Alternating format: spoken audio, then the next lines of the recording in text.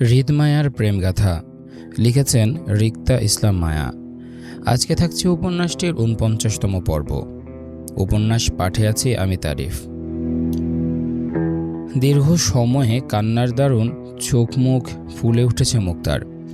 রক্তিম চেহারায় ফোন কানে চেপে বসে বিছানায়, ফাহাদ পাশে বসা নিরুপায় হয়ে। বউকে সান্ত্বনা দেওয়ার ভাষা তার এই মুহূর্তে নেই। মুক্তার অঝরে কান্না একটা সময় ফুফানোতে পৌঁছালো। তারপরেও বারবার কল মিলালো আরিফকে। রাগ, অপমান, কষ্ট সংমিশ্রণে যখন তুঙ্গে, তখনই ওপাশ থেকে কল রিসিভ করল আরিফ। হ্যালো বলার আগেই মুক্তার অঝরে কান্নার শব্দে উত্তেজিত হলো আরিফ। অস্থির ন্যায় জানতে চাইল কিছু হয়েছে কিনা। আপনজনের গলা শুনতে পেয়ে মুক্তা আরও ফুফাতে লাগলো। অস্থির আরিফ বারবার জানতে চাইল, কি হয়েছে তোর? এইভাবে কাঁদছিস কেন? আমাকে বল, ফাহাদ কিছু বলেছে তোকে? মুক্তার অঝরে কান্নার দরুন কথা আটকে আসলো ফুফানোতে। ফুফাতে ফুফাতে বলল মুক্তা, ভাই ভাই। সারাদিন পর মাত্র বাসায় ফিরেছিল আরিফ। গরমে ঘামন্ত শরীরে বসার ঘরের প্যান চালিয়ে সবে সোফায় বসেছিল সে। হাতে তখনও নিজের পাসপোর্টের সাথে আরও বেশ কিছু ডকুমেন্টস চাপা। এর মাঝে মুক্তার ফোন পেয়ে অস্থির উত্তেজিত হলো আরিফ বোনের কান্নায়। হাতের কাগজগুলো সেইভাবে এলোমেলো সোফার টেবিলে রেখে তৎক্ষণাৎ উঠে দাঁড়ালো অস্থির ভঙ্গিতে। মুক্তার ভাই ভাই বলে কান্নার ফোঁপানোতে বাসার চাবি পুনরায় মুঠোয় নিতে নিতে উত্তেজিত ভঙ্গিতে মুক্তাকে শুধিয়ে আরিফ বলল, কি হয়েছে তোর? এইভাবে কাঁদছিস কেন? ওই বাড়ির মানুষ তোকে কিছু বলেছে মুক্তা? তোর শ্বশুর শাশুড়ি বা অন্য কেউ? ফাহাদ তোর গায়ে হাত তুলেছে? না ভাই। তাহলে এইভাবে কাঁদছিস কেন? কি হয়েছে আমাকে বল। আরিফের ভরসা পেয়ে মুক্তা ফুফাতে ফুফাতে বলল, ভাই ভাই, মায়া বিয়ে করে ফেলেছে আমার ভাসুরের সাথে। কথাটা বলেই মুক্তা আবারও ফুফাতে লাগলো অঝোর কান্নায়। অথচ মুক্তার মুখে মায়ার বিয়ের সংবাদ শুনে আরিফের মাঝে তেমন কোনো প্রতিক্রিয়া দেখা গেল না। বরং এতক্ষণ মুক্তাকে নিয়ে যে অস্থিরতা আর ভয় আরিফের মাঝে ছিল, সেটা যেন এক মুহূর্তে গায়েব হয়ে গেল। আরিফ মুক্তার কথা শুনে পুনরায় জায়গায় বসে পড়ল। দীর্ঘশ্বাস গোপন করে শান্ত হলো। ছোট করে উত্তর দিয়ে বলল, ও। আরিফের শান্ত কণ্ঠ আর উদাসীন উত্তরের উত্তেজনা বাড়ল মুক্তার মাঝে। এত বড় একটা সংবাদ শোনার পর মুক্তার মতোই আরিফের মাঝেও একই অস্থির উত্তেজনা দেখা যাওয়ার কথা। অথচ সেই জায়গায় আরিফ নিরুত্তর, শান্ত। মুক্তা অস্থির ভঙ্গিতে বলল, তুমি ও বলছো ভাই? মায়া এত বড় একটা কাজ করলো আর তুমি শান্ত? তুমি জানো আমার শ্বশুরবাড়িতে এই মুহূর্তে কি ঝড় বয়ে গেছে? কত কিছু শুনতে হয়েছে আমাকে। আমার খালা শাশুড়ি বলে আমার বাবা নাকি মেয়ে দিয়ে ব্যবসা করে, এজন্য প্রথমে আমি, তারপর মায়াকে লেলিয়ে দিয়েছেন আমার ভাসুরের পিছনে বড়লোক ছেলেকে পটাতে। আমরা ছোট লোক, ছোট জাতের মানুষ, টাকা পয়সা দেখি, সেজন্য বড়লোক ছেলেদেরকে পটিয়ে বেড়াই। তুমি মনে হয় শুনেছ আমার খালা শাশুড়ির মেয়ে শশী আপুর সাথে হৃদ ভাইয়ের ছোট থেকে বিয়ে ঠিক ছিল। আজ পারিবারিকভাবে ওনাদের বিয়ের ডেট ফিক্সড হওয়ার কথাটা উঠলে হৃদ ভাই মায়ের সঙ্গে ওনার বিয়ের কথাটা সবাইকে জানায়। এরপর থেকে বাড়িতে ঝামেলা হচ্ছে। আমার ভাসুর শশী আপুর গায়ে হাত তুলেছেন, এজন্য আমার শ্বশুর বাড়ির সবাই আমার উপর রেগে আছে। তারা কেউ চাইছে না আমি মায়াকে নিয়ে এই বাড়িতে আর থাকি। এই প্রথম আমার শাশুড়ি আমাকে মায়ের জন্য কত কথা শুনিয়ে গেল। ওনাদের ভালো ছেলেটাকে মায়া কিভাবে পটিয়ে বিয়ে করে ফেললো সেটা নিয়ে আমাকে কথা শুনিয়ে গেল। ভাই, মায়া কেন এই কাজটা করলো? মায়ার জন্য এখন আমার সংসারটাও ভাঙতে বসেছে। মুক্তার দীর্ঘ কথায় আরিফ নিশ্চুপে শুনল। আরিফ আগে থেকে জানতো এমন কিছুই হবে। মায়ের জন্য মুক্তার সংসার এফেক্ট হবে সেটাও জানে, কিন্তু যেটা হয়ে গেছে সেটা বলে কিছু করার নেই। বরং এই উত্তাপ পরিস্থিতি সামাল দিতে যা করণীয় তাই করতে হবে। আরিফ দীর্ঘশ্বাস ফেলে আবারও শান্ত কণ্ঠে মুক্তাকে বোঝাতে চেয়ে বলল, ফাহাদকে বল তোকে আর জুইকে আমার কাছে দিয়ে যেতে। তুই কিছুদিন আমার প্ল্যাটে থাক, দেখবি সব কিছু এমনি ঠিক হয়ে যাবে। আরিফের কথায় মুক্তা আতঙ্কিত গলায় বলল, আর মায়া? মায়াকে আনবো না ভাই, ও কই থাকবে? আরিফ আগের ন্যায় শান্ত কণ্ঠে বলল, মায়া ওইখানেই থাক, তুই চলে আয় জুইকে নিয়ে। মায়ার চিন্তায় মুক্তা ফের বলল, না ভাই, আমি মায়াকে এখানে রেখে একা আসতে পারবো না। তুমি জানো না ভাই, আমার শ্বশুরবাড়ির সবাই আমার আর মায়ের উপর ভীষণ রেগে আছে। আর এই পরিস্থিতিতে যদি আমি ওকে সবার মাঝে একা ফেলে চলে যাই, তাহলে সবাই মায়াকে কি করবে? তুমি। আরিফ মুক্তার কথা শেষ করার আগে বলল, কেউ কিচ্ছু করতে পারবে না, মায়া ওর জায়গায় আছে। তোকে যা বলছি তুই তাই কর। তুই জুইকে নিয়ে আমার কাছে চলে আয়, বাকিটা আমি দেখে নেব। মুক্তা জেদ্দি গলায় বলল, কিন্তু ভাই মায়া, ওকে কিভাবে আমার শ্বশুরবাড়িতে রেখে আসব? তোকে এত সব চিন্তা করতে হবে না, ওইটা তোর না, মায়ার শ্বশুরবাড়ি। মায়াকে প্রোটেক্ট করার জন্য ওর হাজব্যান্ড আছে এবং তোর জায়গাটা ওই বাড়িতে শূন্য। তোর দিকে ওই বাড়িতে সবাই সহজে আঙ্গুল তুলতে পারবে, কিন্তু রিদ খানের বউকে কিছু বলার সাহস কেউ করতে পারবে না। সেজন্য বলছি, এই পরিস্থিতিতে তুই ফেঁসে যাবি যদি এরপরও খান বাড়িতে থাকিস। তুই আমার কাছে চলে আয়, দেখবি সব কিছু ঠিক হয়ে যাবে। রিদ খান নিজের বউয়ের হেফাজত করতে জানে। আরিফের কথায় মুক্তা কান্না থেমে গেল, থ মেরে বসে রইল হতবাক হয়ে। ভেবে দেখল আরিফের কথাগুলো আসলে সত্য। এই উত্তাপ পরিস্থিতিতেও কেউ মায়াকে কিছু বলতে যাচ্ছে না, আর না কেউ মায়াকে দোষী করছে। সবাই মুক্তাকে দোষী করছে সব কিছুর জন্য। মায়ার হয়ে মুক্তাকে অপমান করছে বারবার। হয়তো হৃদের ভয়ে মায়াকে কেউ কিছু বলতে যাচ্ছে না। তাছাড়া মায়ের পক্ষে তো স্বয়ং নিহাল খানও দাঁড়িয়ে মায়াকে খানবাড়ির ইজ্জত বলেও দাবি করেছেন তিনি। এত কিছুর পর অবশ্যই কারো সাহস হবে না এই মুহূর্তে মায়াকে কিছু বলতে যাবার। কিন্তু মুক্তার পিছনে কে আছে? ওর শ্বশুর শাশুড়ি, আর না ওর স্বামী। ফাহাদ তো ভদ্র ছেলের খেতাব নিয়ে বসে অবশ্যই বউয়ের জন্য কথা বলার সাহস তার হবে না। সকল ঝড়ঝাপটা তো এখন মুক্তার উপর দিয়ে যাবে। কিন্তু তাই বলে মুক্তা নিজের বোনকে এভাবে সকলের মাঝে একা ছেড়ে দিতে পারে না অন্যের ভরসায়। সবার সামনে সাহস না থাকলে যে সবার অগোচরে মায়ের ক্ষতি করতে চাইবে না, এটাও বা গ্যারান্টি কি আছে? শশীর মা যে পরিমাণ মায়ের উপর রেগে আছেন শশীকে হৃদয়ে থাপ্পড় মারার নিয়ে, এর শোধ অবশ্যই তিনি মায়ের উপর তুলবেন। মায়ের উপর রাগ আছে সেটা ভিন্ন কথা, কিন্তু তাই বলে মায়াকে বিপদের মুখে ফেলে একা চলে যাওয়ার কোনো বড় বোনের কাজ নয়। মুক্তা যাবে না মায়াকে একা ফেলে, যত যা কিছু হবার হোক। তারপরেও মুক্তা মায়াকে ফেলে যাবে না বলে মনস্থির করলো। আর এতে করে মুক্তা নিজেকে বিপদের মুখে ফেলল। মূলত মুক্তা আরিফের কথার যথাযথ অর্থই বোঝেনি। মায়া যে একা সকলের মাঝে রয়েছে সে চিন্তা রিদ খানের মাথায়ও আছে। সে নিশ্চয়ই নিজের বউয়ের হেফাজত করবে যে কোনো মূল্যে। অথচ মুক্তা আরিফের কথাটা বুঝল উল্টা। মায়ার টেনশনে সেও খান বাড়িতে থেকে গেল, বরং আরিফের সঙ্গে রাগারাগি করে বসলো, নিজের মনের সন্দিহান পোষণ করে। আরিফকে শক্ত গলায় প্রশ্ন করে বলল, তুমি কি মায়ার বিয়েটা আগে থেকে জানতে ভাই? মুক্তার কথায় আরিফ কিছুটা সময় নিশ্চুপ থেকে উত্তর দিল, জানতাম। বসা থেকে চাচালো মুক্তা, কি তুমি এত বড় একটা কথা জানার পরেও আমাদের কাউকে জানাওনি ভাই? এজন্য মায়ের সাথে নাহিদের বিয়েটা তুমি ভেঙে দিতে চাইছিলে? কবে থেকে জানো তুমি এসব? 3 মাস হবে। এর মানে তুমি মায়াকে সাহায্য করছো আমার ভাসুরের সাথে মুক্তার কথা শেষ করার আগেই আরিফ ধমকে উঠে বলল, বাজে কথা বলবি না মুক্তা, আমি এসবের কিছুই জানতাম না। আমি বিয়ের ব্যাপারটা শুনেছি, সেটা 3 মাস হয়েছে। আমি কাউকে বলার সাহস করিনি। মুক্তা নিজের রাগ প্রকাশ করে বলল, সাহায্য না করলে তুমি 3 মাস ধরে এত বড় একটা কথা আমাদের থেকে লুকিয়ে রেখেছো কেন? অন্তত আমাদের ঘরে জানাতে পারতে এই বিষয়টা, তাহলে আব্বা চাচা তারা হয়তো চেয়ারম্যান পরিবারের কথা দিয়ে রাখতো না। তুমি জানো আব্বা কতটা ওয়াদাদার মানুষ, কথার খেলাপ তিনি পছন্দ করেন না। আমি এক্ষুনি ফোন করে সবাইকে বলে দেব সবটা। আমি মায়ার এই বিয়ে মানি না। মুক্তার কথায় অস্থির উত্তেজনা দেখালো আরিফের মাঝে। আরিফ অধৈর্যের ন্যায় মুক্তাকে বলল, খবরদার মুক্তা, কাউকে কিছু এখন বলতে যাবি না তুই। আপাতত তোর শ্বশুরবাড়ির পরিস্থিতি ঠান্ডা হোক, তারপর আমি বাড়িতে কথা বলবো। 2 দিন পর আমি বাড়িতে যাব, তখন আব্বা আর চাচার সাথে এই নিয়ে কথা বলবো। নিহাল আঙ্কেলের কল এসেছিল আমার কাছে একটু আগে। তিনি আমাদের বাড়িতে যেতে চাচ্ছেন আব্বার সাথে কথা বলতে। আমি ওনার কাছে 1 সপ্তাহ সময় চেয়েছি বাড়িতে সবাইকে বোঝানোর জন্য। তাই আমার বাড়িতে যাওয়ার আগে তুই কাউকে ফোন দিয়ে কিছু বলিস না প্লিজ। আব্বা হার্টের রোগী, চাচা মাথা গরম মানুষ, দেখা যাবে বাড়িতে তাণ্ডব বয়ে গেছে। তুই আমার কথাটা রাখ মুক্তা, আপাতত কাউকে ফোন দিস না।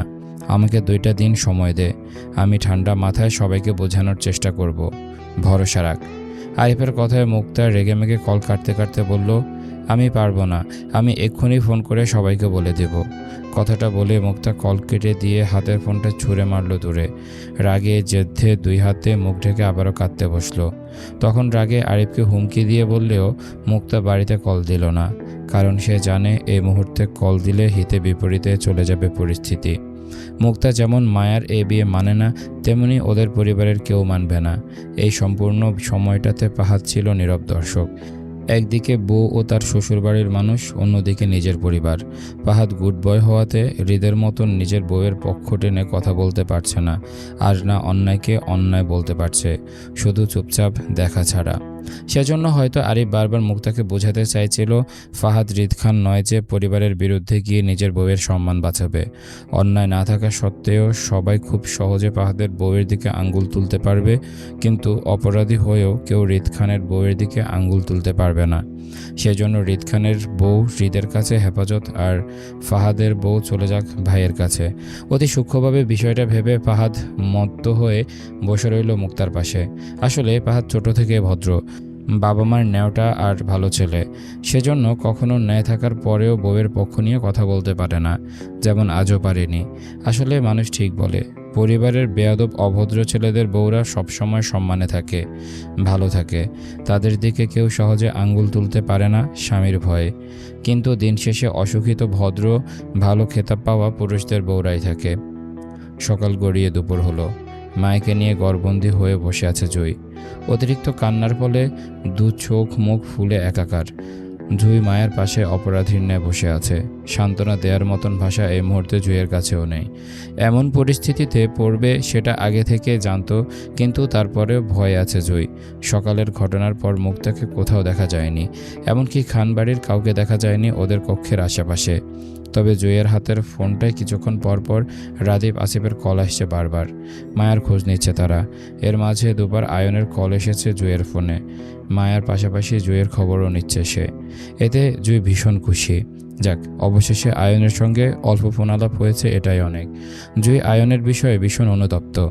অন্তত আয়ন যদি এবার জুঁইকে ক্ষমা করে, এতেই অনেক। মায়া কান্না করতে করতে একটা সময় জুঁইয়ের কোলে মাথা এলিয়ে ঘুমিয়ে গেল। জুঁই তখন হাতের ফোনটা পাশে রেখে অনেকটা সময় নিয়ে মায়ার মাথায় হাত বুলাচ্ছিল।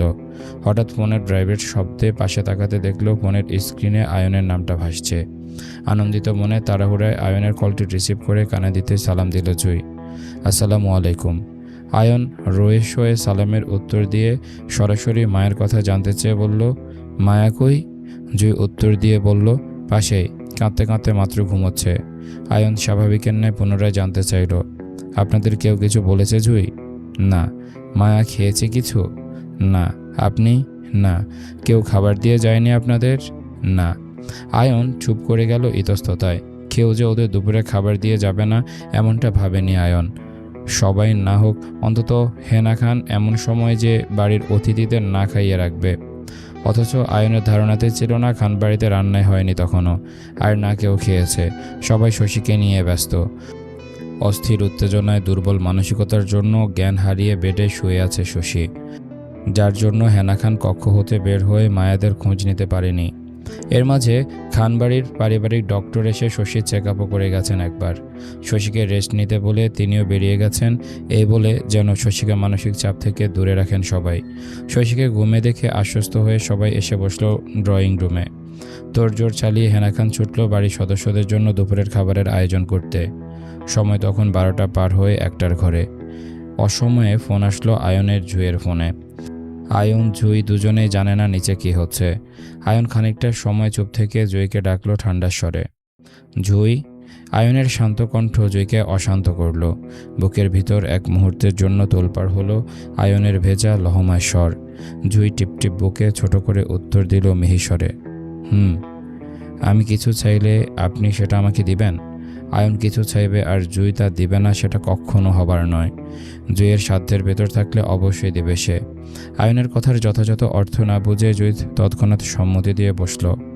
অবশ্যই দিব, কি চাই আপনার বলুন? জুঁইয়ের তাড়াহুড়ো বাচ্চামিতে আয়ন স্নিগ্ধতায় হাসল। আয়নের চাইতে দেরি, অথচ জুঁইয়ের রাজি হতে দেরি হলো না। কিন্তু আয়ন জানে, যখন আয়ন সত্যি সত্যি জুঁইয়ের কাছে কিছু চাইবে, তখন এই জুঁই সবার আগে আয়নকে ফিরিয়ে দিবে। আয়নের হাসির শব্দ জুঁইয়ের কানে বাজল। মুহূর্তে ভালো লাগা ছেয়ে গেল মনের ভেতর। আজ কতদিন পর সেই আয়নের মন মাতানো স্নিগ্ধ হাসির শব্দটা পেল জুঁই। এই হাসি যেন জুঁইয়ের চিরচেনা, অতি পরিচিত। বেখেয়ালি জুঁইয়ের ধ্যান ভাঙতে আয়ন আবার বলল, এখন রাজি হচ্ছেন, পরে আবার পোল্টি নেবেন না তো জুঁই? আমার কিন্তু আপনার থেকে দরকারি কিছু চাই। জুঁই স্বতঃস্ফূর্ততার সঙ্গেই বলল, অবশ্যই দেব, পোল্টি নেওয়া আমার স্বভাব নেই। আয়ন জুইকে খোঁচা মেরে বলল, আপনার স্বভাব সম্পর্কে আমি অবগত জুই। আপনি পোল্ট্রি না, শুধু অস্বীকার করেন, সত্যকে মিথ্যা বানান, ব্যাস এতটুকুই। আয়নের কথায় জুই চুপ করে গেল মন খারাপে। জুই বুঝতে পারছে আয়ন পূর্ব কথার রেশ ধরে এখন জুইকে খোঁচা মারছে। অপরাধী জুই তাও সয়ে নিল, সে অপরাধী। আয়নের সাথে সম্পর্কটা সে অস্বীকার করেছিল, এজন্য এখন এই এতটুকু খোঁচা তো জুই সহ্য করতেই পারে, তাই না? আয়ন জুইয়ের মন খারাপের চুক্তিটা বুঝে সিরিয়াস গলায় বলল, আমার সাথে কাল দেখা করবেন জুই? জুই মন খারাপে আয়নের কথা শুধিয়ে বলল, আচ্ছা, কিন্তু কাল কেন? আপনি চাইলে এখনই দেখা করতে পারেন, আমি তো আপনার নানু বাড়িতেই আছি। তা আছেন হয়তো, কিন্তু আমি খান বাড়িতে ফিরতে ফিরতে আপনি হয়তো থাকবেন না জুই। একটু পর আসিফ আসবে আপনাদের নিয়ে যেতে, তাই কাল আমি মুরাদপুরে আসব আপনার সাথে দেখা করতে। আয়নের কথায় জুই খানিকটা অধৈর্যের ন্যায় শুধিয়ে বলল, আমি একা যাব? মায়া যাবে না আমার সাথে? ও কোথায় থাকবে? এখানে? হৃদের বউ হৃদ জানে সে কোথায় থাকবে। আপনার এত চিন্তা না করলেও চলবে। আপনার তো জামাই নেই, সেজন্য আমি আপনার হয়ে তদারকি করছি। আপনার যখন একটা ব্যক্তিগত মানুষ চলে আসবে, তখন আমিও না হয় দূরে চলে গেলাম। আয়নের কথায় জুই বেশ কষ্ট পেল, মুখ ফুটে বলতে পারল না, আপনি তো আমার ব্যক্তিগত মানুষ ডাক্তার সাহেব, আমার ভুল হয়েছে, এবারের মতন আমাকে ক্ষমা করে দিন। জুইয়ের নিশ্চুপতায় আয়ন ফের বলল, কাল আসলে দেখা করবেন তো জুই? তাহলে আশা করা যায় আপনি আমাকে ফিরাবেন না? জুই মন খারাপে বলল, কি চাই এক্ষুনি বলে দিন। সাধ্যে থাকলে অবশ্যই দেব, সাধ্যে না থাকলে দরকার হলে জোগাড় করে দেব, তারপরেও আপনাকে ফেরাবো না। আসলে দিবেন? সত্যিই তো? তাহলে চাইব। বলুন কি চান? সত্যিই তো? বললাম তো দেব। আয়ন বেশ সিরিয়াস গলায় বলল, ঠিক আছে। আপনাদের একটা শ্যামা সুন্দরী ফ্রেন্ড আছে না, লম্বা করে, কি জানি নাম, নাদিয়া নাকি কি একটা আছে না, ওর নাম্বারটা আমাকে দিবেন প্লিজ। আসলে মেয়েটার প্রেমে পড়েছি আমি, তাই আমার আপনার ফ্রেন্ডের নাম্বারটা লাগবে জুই। আয়নের কথায় জুই স্তব্ধতা মৃদু ছেঁচে বলল, কি? আপনি আর নাদিয়া? অসম্ভব। কেন অসম্ভব জুই? সত্যি আমার আপনার ফ্রেন্ড নাদিয়াকে ভালো লাগে, আমরা দুজনই একই রঙের মানুষ, সেজন্য আমাকে নাদিয়া অস্বীকার করবে না। আপনার মতন সুন্দরী প্রেমিকা বানাতে গেলে তো 2 দিন পর পর আমাকে অস্বীকার করবে কালো বলে। এজন্য নিজের সেফটি হিসেবে ভাবলাম নিজের গায়ের রঙের সাথে মিল রেখে কাউকে পছন্দ করি। জুই, কাল যখন আপনি আসবেন তখন অবশ্যই নাদিয়াকে সঙ্গে করে নিয়ে আসবেন, দুজনের অফিসিয়ালি মিট আপও হয়ে যাবে। কি বলুন? করবে না আমার জন্য এতটুকু? রাগে দুঃখে মেজাজ দেখিয়ে জুই ঠাস করে কল কেটে দিল। আয়নের কথায় জুয়ের ভীষণ কান্না পাচ্ছে। আয়ন জুয়ের কাছে নাদিয়ার নাম্বার চাইবে সেটা স্বপ্নেও ভাবেনি জুই। ওর মন ভাঙার কষ্ট যখন চোখের নোনাজল হয়ে গাল গড়িয়ে পড়ছিল, ঠিক তখনই দুর্বল শরীরে কক্ষে প্রবেশ করলো শশী। ফুলা ফুলা চোখ আর খোলা চুলে দরজা ঠেলে সোজা এসে বসলো মায়ের পায়ের কাছে ফ্লোরে। দুহাতে মায়ের দুপা চেপে ফ্লোরে বসলো, বিছানায় কপাল ঠেকিয়ে, শরীর ঝাঁপিয়ে গঙ্গালো কান্নায়। মায়ে তখন জুইয়ের কোলে মাথা রেখে ঘুমিয়ে। শশীর হঠাৎ আগমনে জুই নিজের কষ্ট ভুলে ভয়ে আতঙ্কে উঠল ঘুমন্ত মায়াকে দুহাতে জাপটে জড়িয়ে। মায়ের গাঢ় ঘুমে হঠাৎ ছুটে গেল কারো কান্নার ফোঁপানোতে। ঘুমন্ত মায়া ধরপড়িয়ে উঠে বসতে চাইলে টান পড়ল পায়ে। আতঙ্কিত ভঙ্গিতে পায়ের কাছটায় তাকাতে দেখল শশী দুহাতে মায়ের দুপা চেপে বিছানা কপাল ঠেকিয়ে পোপাচ্ছে কান্নায়। তাড়াহুড়োয় মায়া শশীর হাত হতে নিজের পা ছাড়াতে চেয়ে বলল, আপু কি করছেন? উঠে বসুন, আমার পায়ে। এই ছিল আজকের পর্ব। কেমন লেগেছে তোমাদের কমেন্ট করে জানাও। দেখা হচ্ছে পরের পর্বে, ততক্ষণ পর্যন্ত সবাই ভালো থাকো, সুস্থ থাকো। আজকের মতো আমি তারিফ এখানে বিদায় নিচ্ছি। আল্লাহ হাফেজ।